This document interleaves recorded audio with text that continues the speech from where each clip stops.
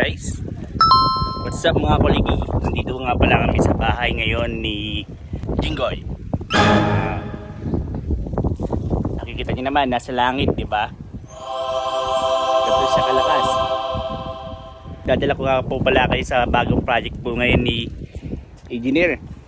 Ano yan, ang budget niyan ay nasa 30 billion. Guys, ganyan po siya kalupit. Ang bahay ni Jingjing ay nandito sa langit. Woo! So halos di po natin nakita ang kabundukan sa ngayon. Wala, ganito lang kalayo. Kumagulo na ang mundo. What? Ikaw pa rin ang hinahanap-hanap ko. Pinapunta mo kami rito sa mansion nyo. Hindi akin to eh. What? Kala ko ba ligtas na po kayo, Senador? Yan nga rin ang alam ko. Oo. Ayun, ano nangyari, Senador? Yun nga. Kala ko ligtas na ako. Oo. Kasama pa rin pala ako to. Ang lakas-lakas mo mangantyaw sa ano, tapos ngayon isa ka rin pala. Hindi ko rin alam. Ang galing mo naman mambusisi, isa ka rin pala.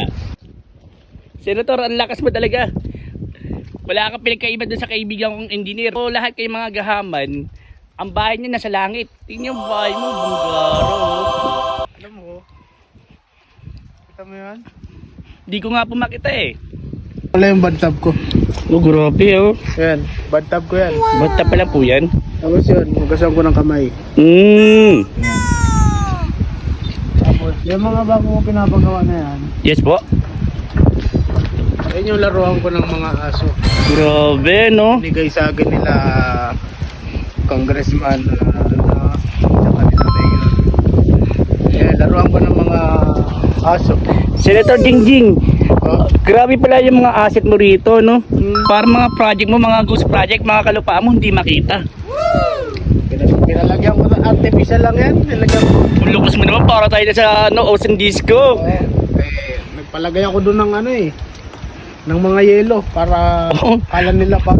May sarili kayong planta. Oh, grabe. Ali ano lang yun, 12 hectares. Pero matanong ko lang po kayo, Sen. Ano yung po si Engineer Butete? Kaya man sabihin, pero kadugo ko yun eh.